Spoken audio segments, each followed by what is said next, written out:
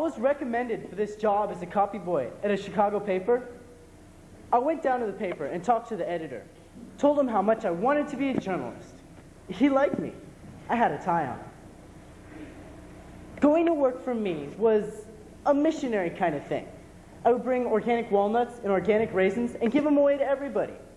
You see, at this stage in the game, I was in a very mellow mood. I was enjoying my job because I was answering the phone most of the time.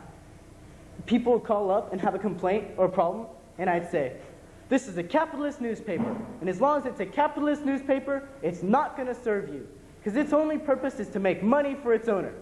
And then I'd tell them to come down and talk to the editor, or to come down and take the paper over. A lot of people responded really well to these suggestions. Then one day, there was this vase with flowers in it. I sat down on the floor, and I looked at the vase and the flowers.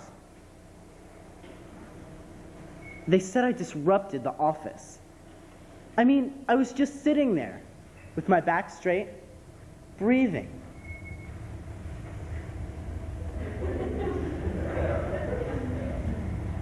Right? Instead of right? I mean, that disturbs them. The next day, the editor calls me into the office and he says, blah, blah, blah, blah, blah, blah, blah, blah. I mean, I wanted to take a baseball bat and bash his head in. I mean, he's a nice guy. I like him a lot.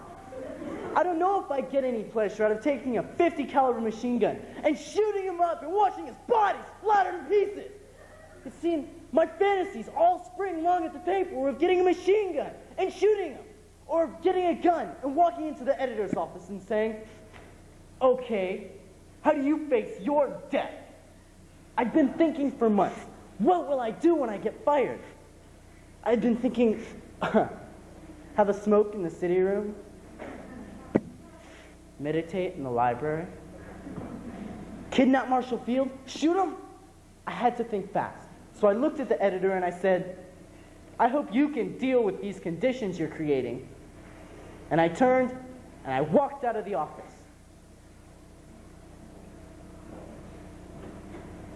And I started to cry.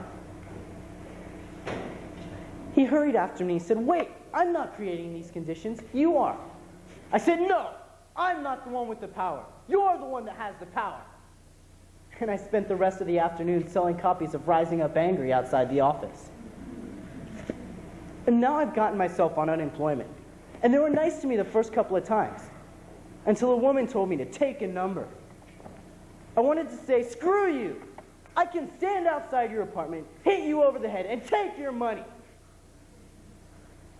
But that's bitterness. I don't like being bitter. I'm a pacifist.